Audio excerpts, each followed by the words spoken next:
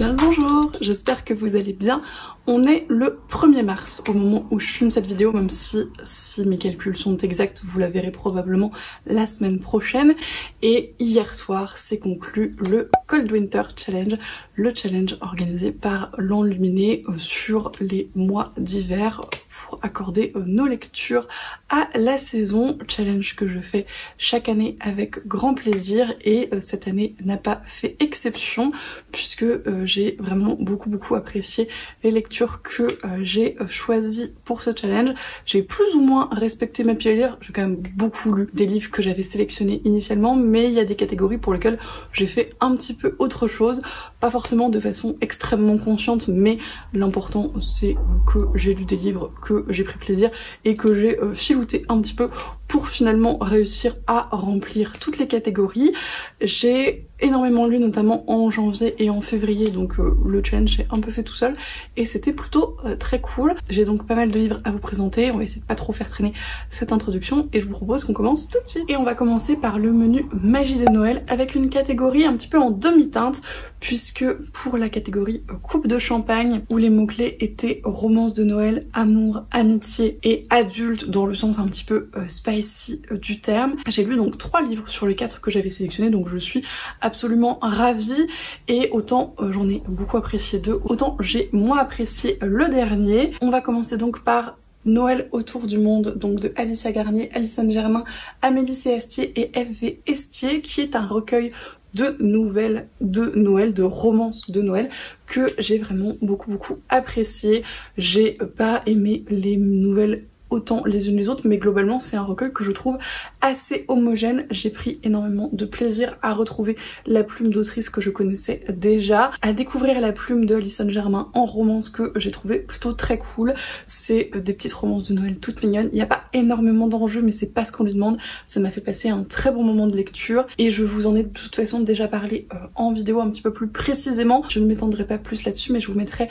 en barre d'infos la vidéo où je développe davantage mon avis sur cette lecture. Ensuite, pareil, un livre dont je vous ai déjà parlé et globalement c'est le cas pour tous les livres de cette catégorie, Le Temps du Teuse de Morgane Ovlenko, qui est également un recueil de nouvelles dans l'univers de La Dernière Geste, qui est un univers de fantasy avec pas mal d'intrigues politiques, etc. Là, c'est tout à fait autre chose puisqu'on est sur des nouvelles qui se passent autour du solstice avec des histoires d'amour, d'amitié, des choses assez mignonnes globalement, un très gros potentiel de nostalgie assez étrange envers des personnages qu'on n'a pas forcément croisés dans La Dernière Geste, mais qui sont plus ou moins évoqués et dont on sait ce qui leur arrive après, donc ça réveille vraiment pas mal de choses. J'ai adoré ce recueil de nouvelles, je trouve que c'est un excellent complément à l'univers de l'autrice, toujours un plaisir d'y revenir et d'y retrouver les personnages. Pareil, je vous mets la vidéo où j'en parle un petit peu plus précisément en barre d'infos, mais c'était une super lecture. Et le dernier livre pour cette catégorie est celui qui a été du coup un petit peu une déception, je vous en ai déjà parlé à plusieurs reprises également,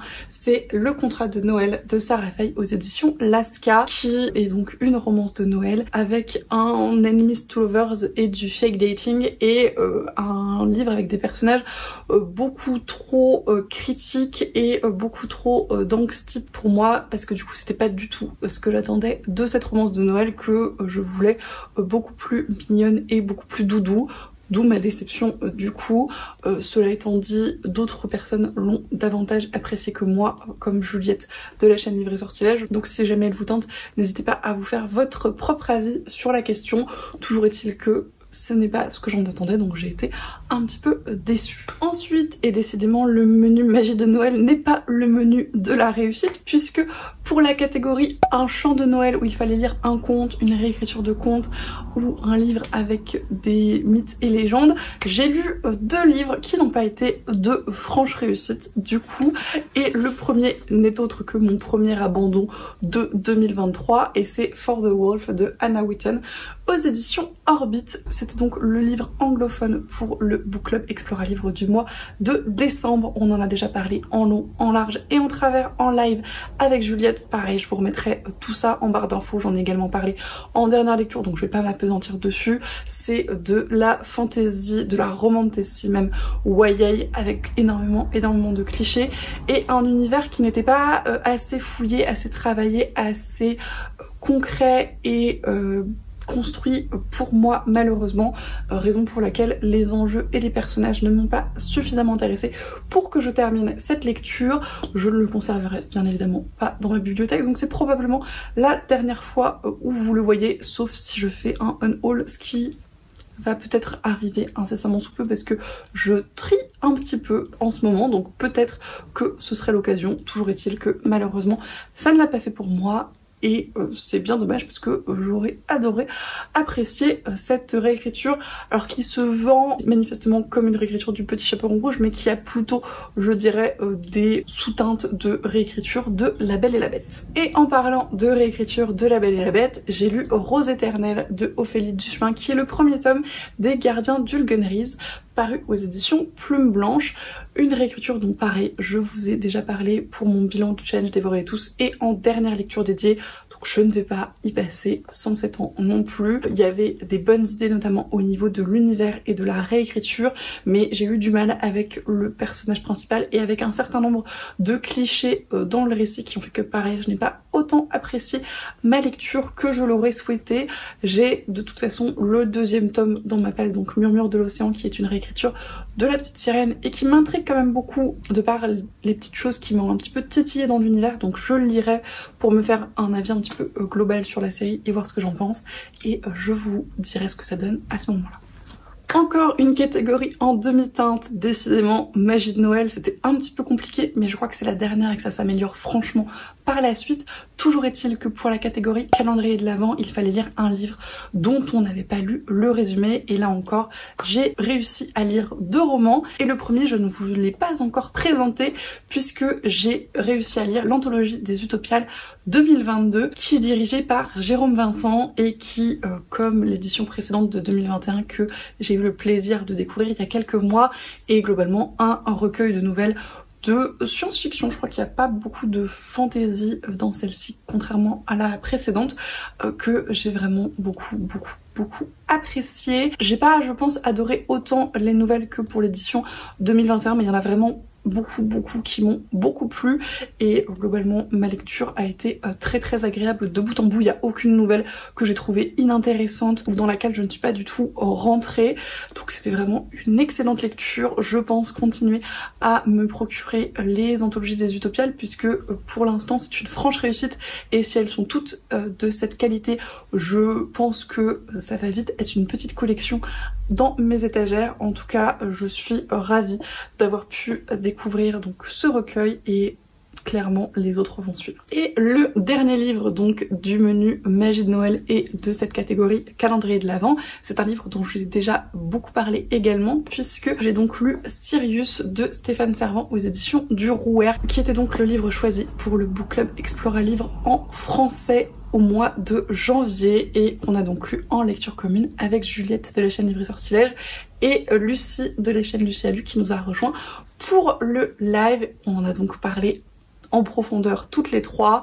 Globalement, pareil, j'en ai déjà parlé en dernière lecture et je vous ai déjà dit que c'était un livre de science-fiction post-apocalyptique où globalement il y avait beaucoup de bonnes idées et un postulat de départ qui m'avait relativement enthousiasmée, mais que malheureusement dans la réalisation c'était peut-être un petit peu fouillis, un petit peu brouillon, ça partait un petit peu dans tous les sens et ça manquait un petit peu de réalisme par certains aspects, notamment sur toute la question du post-apo, ce qui était un petit peu dommage parce que c'était encore une fois ce que je recherchais dans ma lecture, donc là-dessus mes attentes n'ont pas tout à fait été comblées et c'est pour ça que j'ai été un peu déçue à la fin, mais ça reste une bonne lecture dans l'ensemble. C'est un livre qui a beaucoup de qualité, notamment l'écriture de l'auteur qui est très agréable, très fluide. C'est un livre qui se lit très vite malgré qu'il soit relativement impressionnant puisqu'il fait plus de 400 pages. C'est vraiment des pages qui se tournent toutes seules et malgré tout on a envie de savoir la suite, on a envie de voir ce qui se passe, mais c'est sur la réalisation que ça pêche un petit peu peut-être.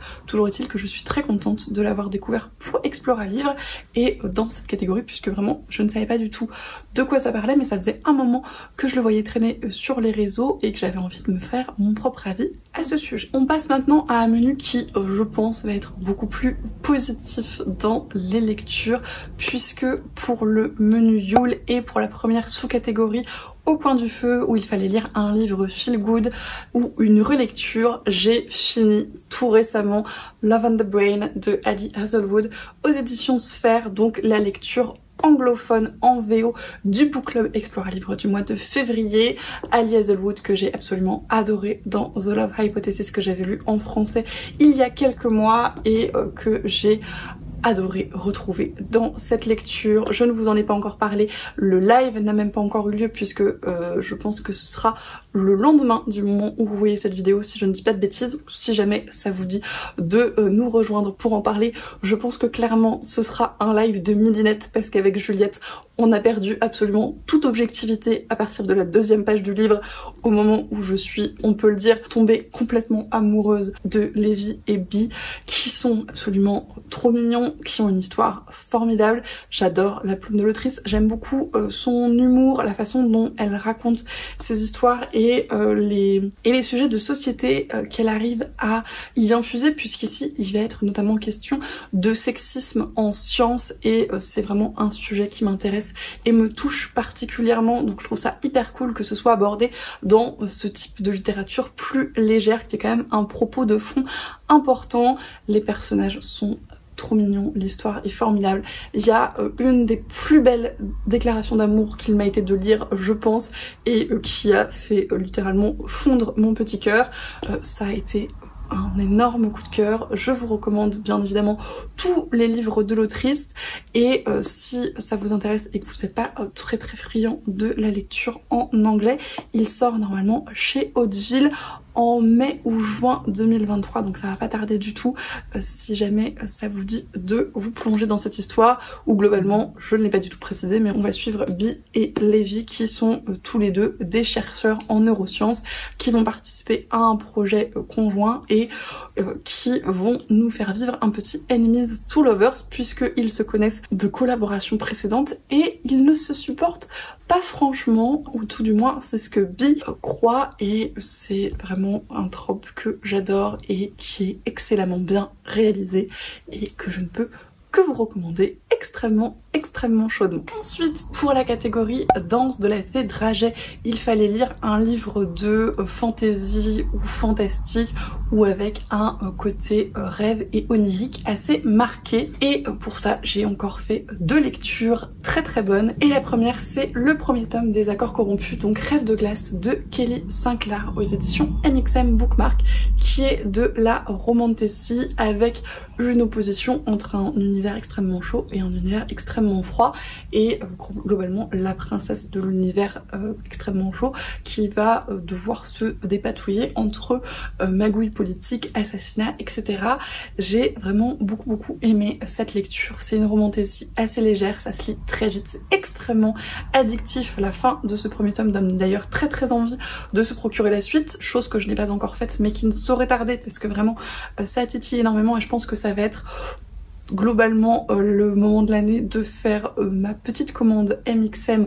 annuelle. Encore une fois, je vous en ai déjà parlé en dernière lecture et pour mon bilan du challenge Dévorez-les tous, mais j'ai vraiment beaucoup aimé l'univers, les personnages, l'intrigue, le personnage principal qui est assez réfléchi dans ses décisions, même si parfois elles ne font pas toujours extrêmement sens, ça reste qu'elles sont justifiées, et donc même si on n'est pas tout à fait d'accord avec ses actions, on comprend ce qui lui prend, c'est toujours appréciable en fantasy. Et voilà, globalement j'ai très hâte de lire la suite et j'espère vous en reparler assez vite. Et le deuxième livre de cette catégorie, c'est une autre lecture commune, mais en dehors du Book Club Explore Livre pour le coup, puisqu'avec Lucie de la chaîne Lucie a lu, on a eu le grand plaisir de découvrir ensemble Piranèse de Susanna Clarke aux éditions Robert Laffont, un livre qui traînait dans ma pile à lire depuis longtemps, malgré qu'il ne soit pas si long que ça, mais j'avais un petit peu de peine à m'y mettre parce que les avis étaient très bons et que j'avais peur de ne pas le lire au bon moment, mais on s'y est mise avec Lucie et comme toujours ça a été une lecture commune extrêmement agréable,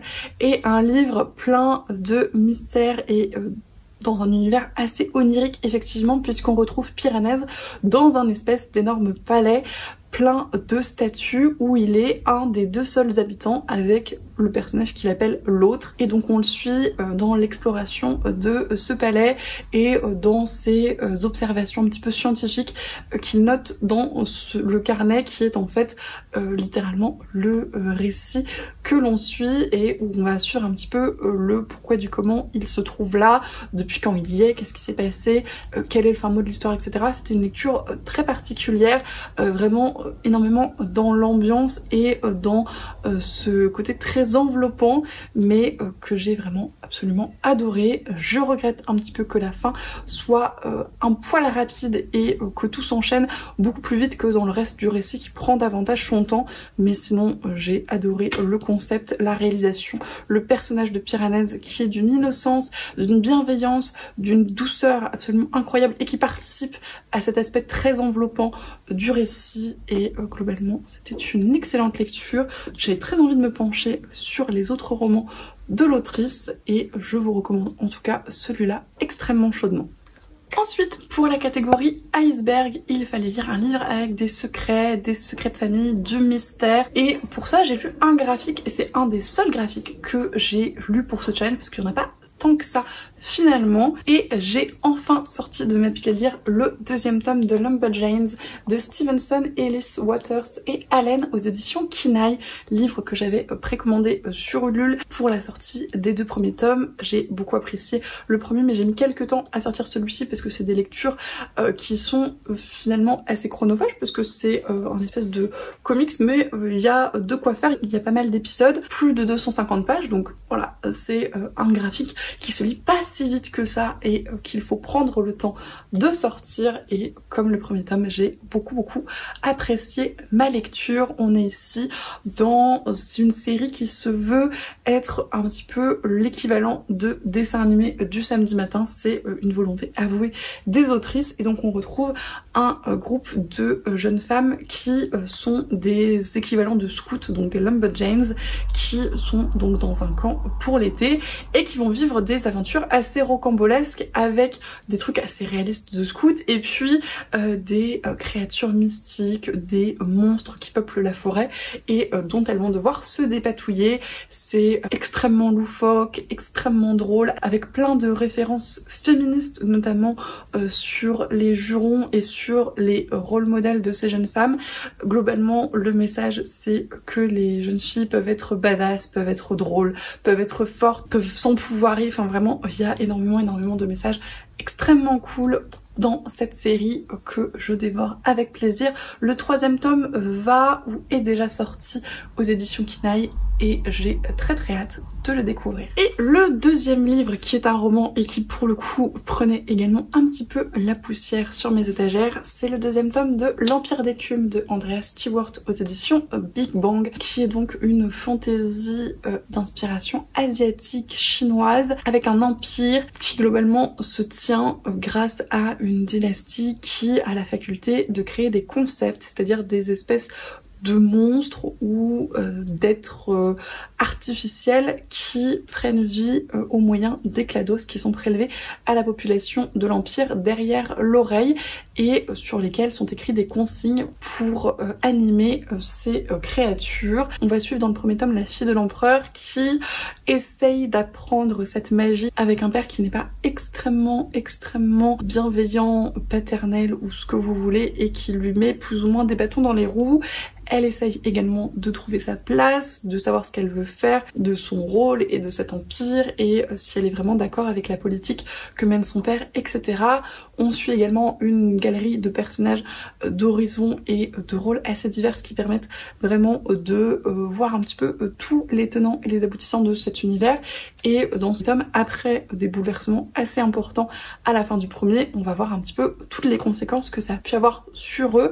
et c'est un deuxième tome que j'ai absolument adoré. Pareil, je vous en ai déjà parlé, mais je trouve que la réalisation de toutes ces intrigues et de toutes ces magouilles est extrêmement bien faite. Les personnages que l'on suit sont très bien choisis et permettent de rendre l'univers relativement peu manichéen, alors qu'il aurait pu facilement le devenir, je pense, mais au contraire là on comprend même les personnages qui ne prennent pas forcément des décisions extrêmement bonnes entre guillemets, quelles sont un petit peu leurs justifications et leur état d'esprit, et ça change tout globalement, même si on ne cautionne pas, on comprend, et c'est extrêmement intéressant. J'aime beaucoup la plume de l'autrice, c'est extrêmement addictif, c'est de la fantasy YA globalement, mais qui est très peu cliché, à part une petite romance qui l'est un petit peu parfois. Globalement c'est vraiment très bien réalisé, très bien fait, ça se lit tout seul, l'univers est passionnant, il y a énormément de mystères, tant au niveau des concepts que au niveau de créatures mythiques qui apparaissent un petit peu comme une grande menace dans l'Empire et qui nous sont dévoilées très subtilement au fur et à mesure des 2 tomes, et c'est extrêmement intéressant et intriguant. Donc j'ai hâte de lire le 3e qui n'est pas encore paru mais que j'attends avec grande impatience et dont je vous reparlerai à ce moment-là. Et pour la dernière sous-catégorie de ce menu, donc Reine des Neiges, il fallait lire un livre où il était question de sorcières, de féminisme ou de femmes de pouvoir, et pour le coup je n'ai absolument rien lu de la pile à lire que j'avais prévu, mais en préparant un petit peu ce bilan, j'ai regardé ce que j'avais lu dans les mois du challenge qui pouvait correspondre à cette catégorie, et globalement j'ai lu des livres qui sont absolument parfaits pour cette catégorie, que je m'en viens vous présenter de ce pas, dont 2 graphiques dont je viens juste de vous parler, je crois, la semaine dernière en dernière lecture, et où globalement il est totalement question de sorcières, puisque j'ai lu Sorcière de Circé aux sorcières de Salem, un mythe à redécouvrir en 40 notices de Alix Paré aux éditions Chêne, qui est un recueil d'œuvres d'art autour du thème de la sorcière, avec des explications un petit peu historiques, contextuelles, culturelles, qui sont absolument passionnante. L'objet livre est splendide, les œuvres d'art, les dessins, les illustrations, les peintures choisies sont extrêmement belles également. C'était très instructif, j'ai appris énormément de choses, et je pense très clairement continuer à me procurer cette petite collection aux éditions Chêne, parce que j'ai vu qu'il y avait pas mal de livres sous ce format-là qui traitaient de différents thèmes, et ça m'intrigue et ça m'intéresse vraiment énormément, donc je pense que c'est pas le dernier livre de ce type que vous voyez passer en vidéo. Toujours sur le grand thème des sorcières, et toujours un livre dont je vous ai parlé il y a très peu de temps, l'absolument splendide L'Encyclopédie du Merveilleux, Les Sorcières de Cécile Roumiguière, illustré par Benjamin Lacombe aux éditions Albert Michel Jeunesse, qui est absolument énorme, qui est absolument splendide, et qui traite également du mythe de la sorcière à travers différentes cultures, à travers différentes figures de l'Antiquité à nos jours, puisqu'on va parler de modèles de sorcières modernes et d'une forme d'inquisition moderne également. C'est absolument passionnant, c'est absolument magnifique, les illustrations sont divines, mais j'ai envie de vous dire, c'est Benjamin Lacombe, et j'ai vraiment beaucoup aimé ce format. Ils en ont sorti également un sur les fées qui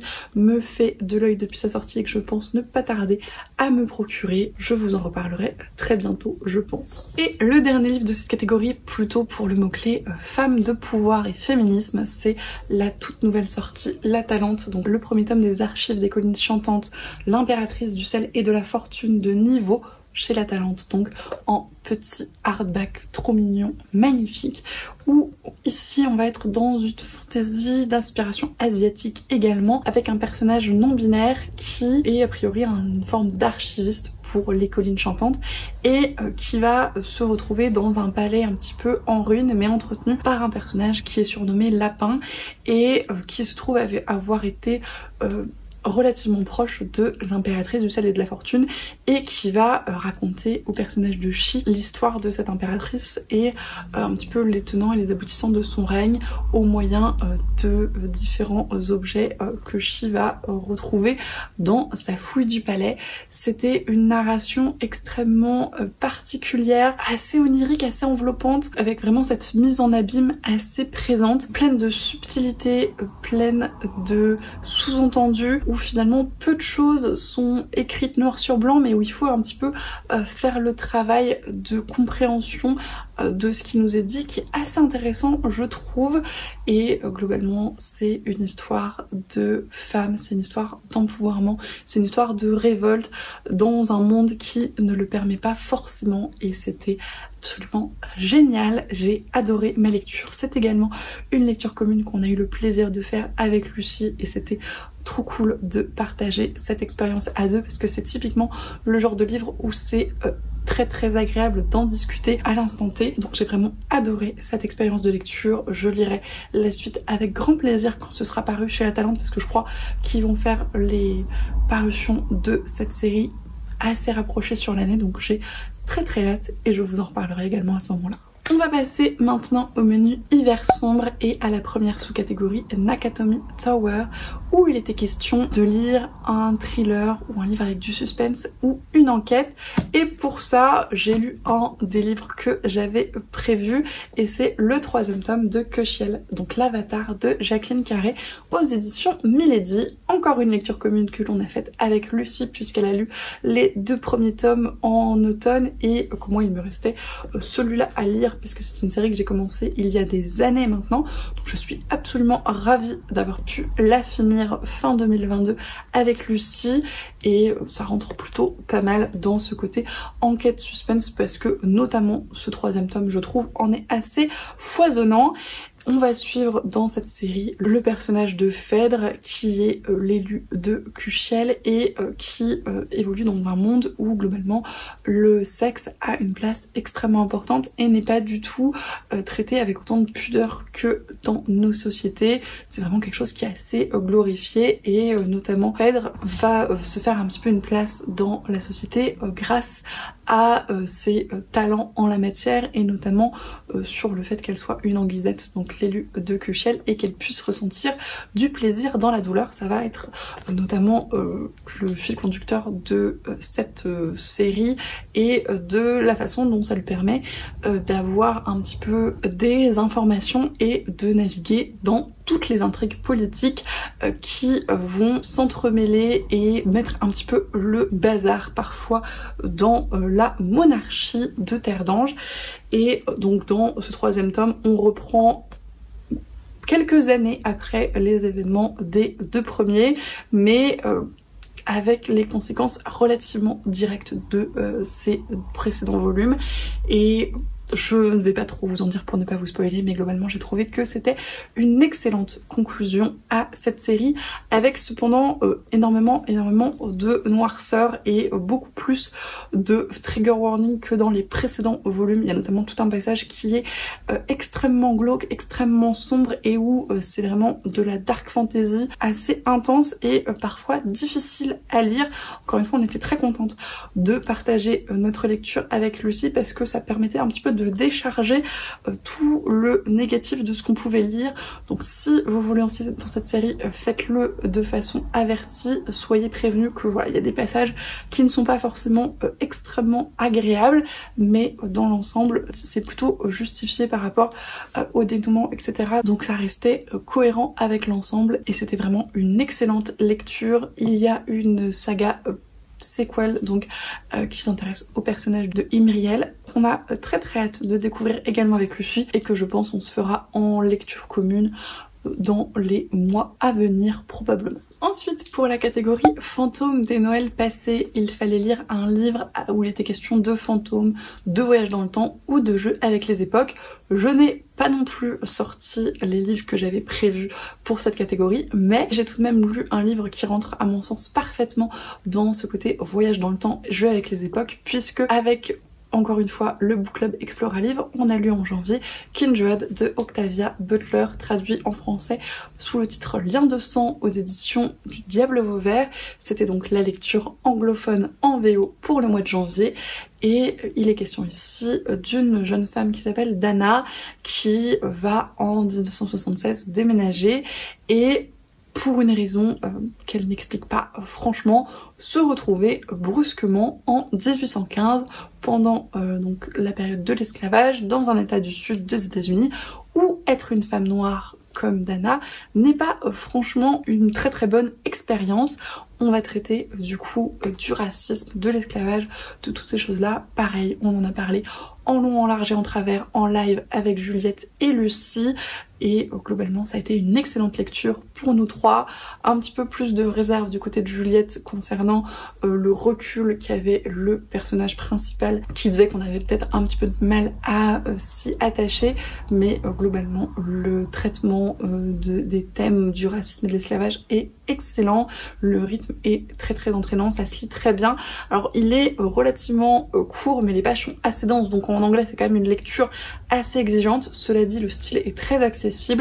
et ça a été vraiment une lecture passionnante qui fait énormément réfléchir et très bien réaliser ce que ça peut faire de vivre dans ces conditions-là, dans cette société-là, avec toute cette culture du racisme et de l'esclavage. Donc c'était une lecture assez édifiante et encore une fois je vous la recommande chaudement en VO ou en français en fonction de ce qui vous convient le mieux, mais c'est, je pense, une lecture assez importante à faire. Et manifestement, Hiver sombre, c'est le menu où je lis absolument pas ce qui était prévu dans ma pile à lire, puisque pour la catégorie Nuit du solstice, il fallait lire un roman d'angoisse, d'horreur ou avec des créatures de la nuit. Je n'ai lu absolument aucun des 3 livres que j'avais prévus, alors que l'un me tentait pas mal et les 2 autres étaient dans les reliques de ma pile à lire qu'il fallait que je sorte. Il va falloir d'ailleurs que je prenne une décision à ce propos, mais ce n'est pas le sujet. J'ai lu du coup un livre qui n'était absolument pas prévu initialement, mais que j'ai pris grand plaisir à découvrir à sa sortie, et c'est Le Livre de la Nuit de Holly Black, qui est un premier tome a priori, publié aux éditions de Saxus dans un très joli hardback et qu'on a encore lu avec Lucie en lecture commune. Je ne vous en ai pas encore parlé puisque je suis extrêmement à la bourre pour mes lectures de février et qu'il y en a eu beaucoup, mais ça ne saurait tarder je pense. Toujours est-il qu'on est ici dans de l'urban fantasy et ce que je qualifierais même de bitlit parce que ça répond à énormément de codes du genre. Cela étant dit, c'est de l'excellente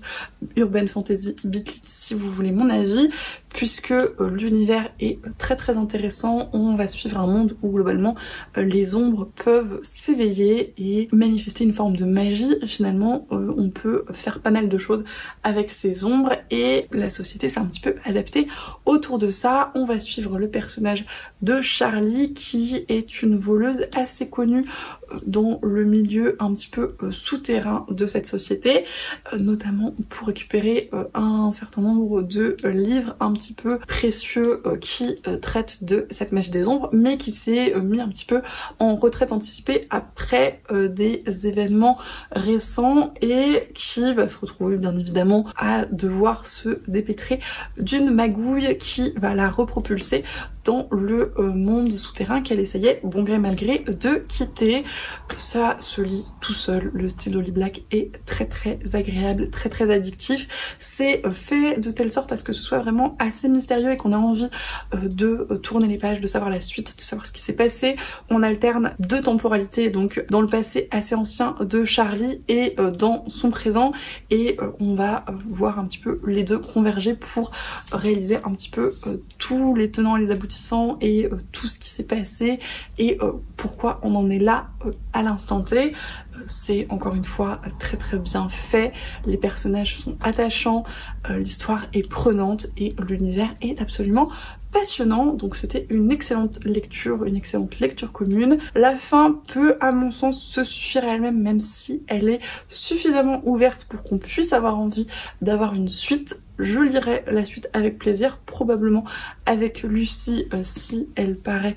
dans ce format. Mais connaissant l'engouement pour l'autrice, j'ai peu de doutes, mais globalement j'ai beaucoup apprécié cette lecture et c'est toujours très cool de découvrir des nouvelles séries de bitlit de qualité, donc on ne va pas cracher dans la soupe. Et toujours pour les créatures de la nuit et dans un côté beaucoup moins sympathique, même si le livre de la nuit a quelques côtés un petit peu durs parfois. Là on est vraiment au summum de ce qu'on peut faire en termes de trigger warning, je pense. Je vous en ai déjà parlé longuement, mais j'ai écouté The Sandman de Neil Gaiman et Dirk Maggs en audio du coup chez Audible, qui est une écoute absolument fantastique puisque il y a énormément d'acteurs, de bruitage, de jeux de profondeur, etc. Pareil, j'en ai déjà parlé en long, en large et en travers dans 2 vidéos, qui a un univers foisonnant, très très intéressant. On va suivre le personnage du rêve personnifié qui est l'un des infinis et qui globalement gère les rêves de nous pauvres petits mortels, qui se fait enlever, ce qui va détraquer un certain nombre de choses et rendre un certain nombre de gens complètement fous, et qui va devoir se dépêtrer de tout ça et réorganiser son royaume qui est parti à volo pendant son absence. C'est, en termes de réalisation, en termes d'univers, en termes de personnages, juste formidable, très très intéressant, très très chouette à suivre, mais il y a énormément de trigger warning, je le répète, des scènes extrêmement choquantes qui m'ont presque fait arrêter ma lecture tellement à un moment c'était assez insoutenable.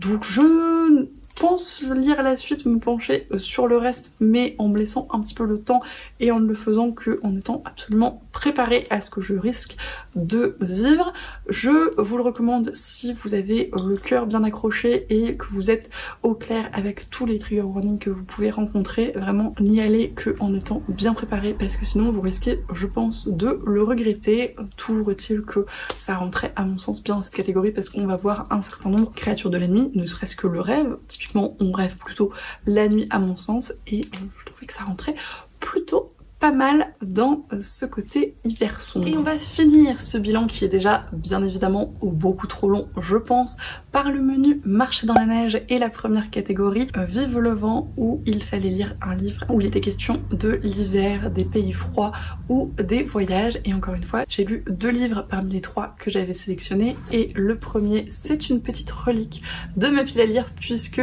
très récemment pour le défi lecture de Lucie, j'ai lu Que passe l'hiver de David Brie aux éditions de L'Homme sans nom, une fantaisie, je dirais YA, qui se passe dans un univers d'inspiration celtique, nordique, où la réunion de 4 clans va vite tourner à l'hécatombe quand de plus en plus de personnes se retrouvent à mourir dans des circonstances assez mystérieuses. Le personnage de Stig appartient au clan qui peut se changer en animaux et a la capacité de se changer en corbeau, va essayer d'enquêter un petit peu, de comprendre ce qui se passe à cette fameuse réunion. C'est un personnage qui est également porteur de handicap, puisque né avec un pied beau, et qui va essayer de s'en débrouiller. Et globalement c'était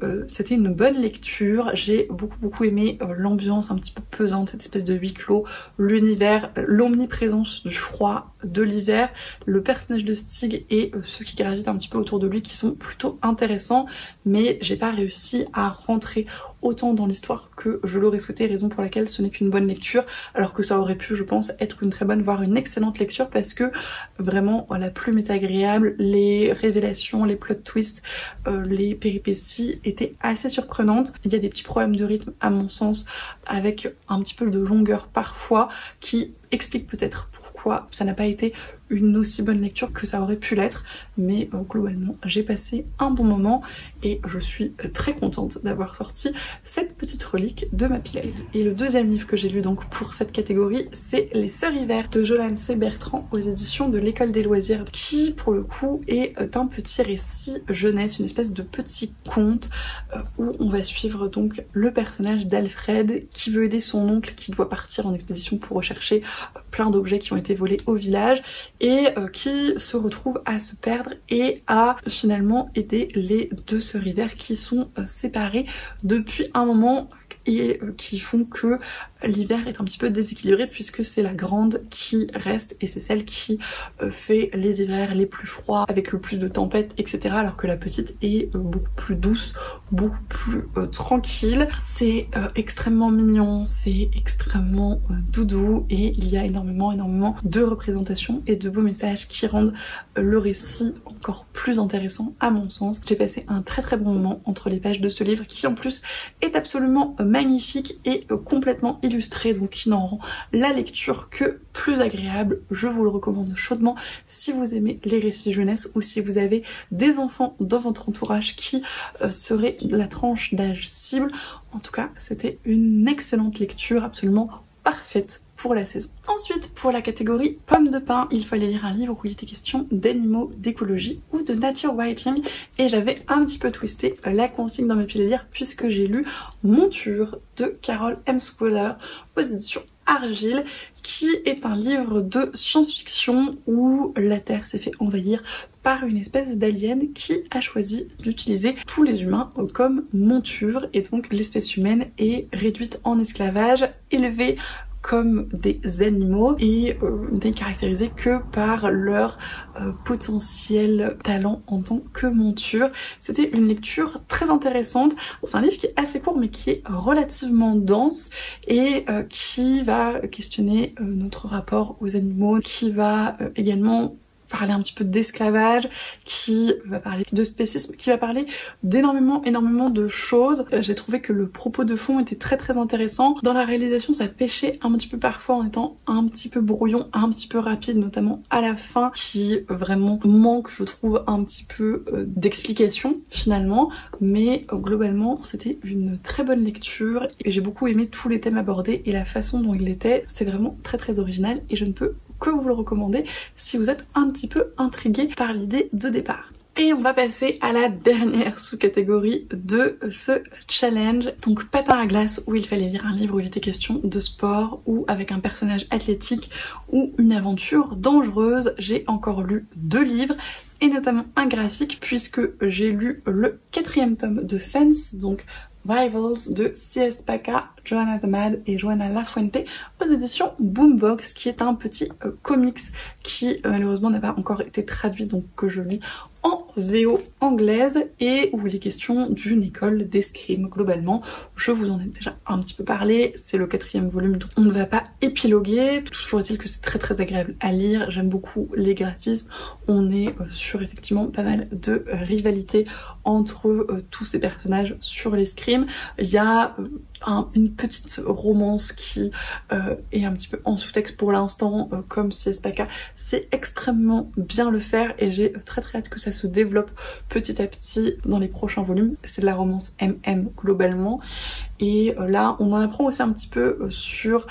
toutes les règles de l'escrime et les tenants et les aboutissants de certaines stratégies, etc. Et c'était plutôt très cool, très bien fait. Je ne suis pas une très grande fan de ce sport, mais ça reste très intéressant à lire sous ce format. Donc c'était une lecture très plaisante et je lirai la suite avec grand plaisir dans les mois à venir. Et le dernier livre que j'ai à vous présenter aujourd'hui pour ce bilan du Cold Winter, c'est donc le 5e tome de Off Campus The Legacy de Elle Kennedy aux éditions Hugo Roman. C'est le recueil de nouvelles qui fait suite aux 4 premiers volumes de la série Off Campus, où on retrouve donc les 4 couples de ces précédents tomes qui globalement ont un petit peu avancé dans leur relation, sont à différentes étapes en termes de mariage, de grossesse, etc. et qu'on va suivre un petit peu dans les problématiques que ça peut impliquer. J'ai trouvé que c'était vraiment une lecture très mignonne, très douce, avec un petit peu d'enjeu quand même parce que on voit un petit peu ce qui se passe après le et ils vécurent heureux et comment on continue à alimenter la relation, à la faire prospérer, etc. Donc c'était plutôt intéressant à ce niveau, des problématiques qui sont assez réalistes, des traitements qui sont assez réalistes également, pas trop de problématiques pour de la new romance, même s'il y a un petit peu de possessivité mal placée parfois, c'est un petit peu le jeu avec les romans de l'autrice malheureusement. Toujours est-il que il y a pas mal de communication, des personnages qui globalement sont bienveillants, sont positifs, pas mal de scènes de sexe explicites parce que il y en a globalement une par nouvelle et que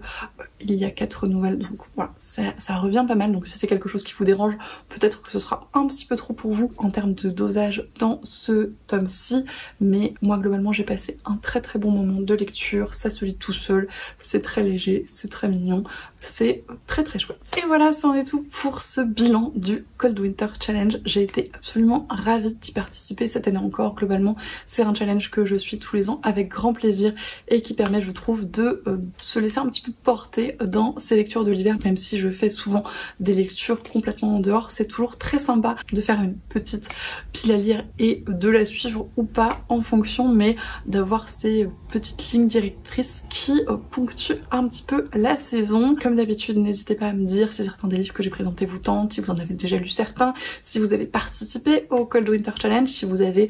bien lu, fait de belles découvertes, ou si au contraire vous êtes un petit peu déçus de vos lectures. N'hésitez pas, c'est toujours un plaisir de vous lire et d'échanger avec vous autour de la lecture. Je vous remercie comme d'habitude pour tous les échanges qu'on peut avoir, pour tous vos abonnements de plus en plus nombreux, parce que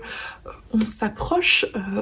assez rapidement des 1000 abonnés sur cette chaîne. Peut-être qu'ils auront été dépassés au moment où vous verrez cette vidéo. Si c'est le cas, je vous en remercie énormément et je n'aurai probablement pas les mots de toute façon. Je vous souhaite comme d'habitude d'excellentes lectures et je vous dis à la prochaine.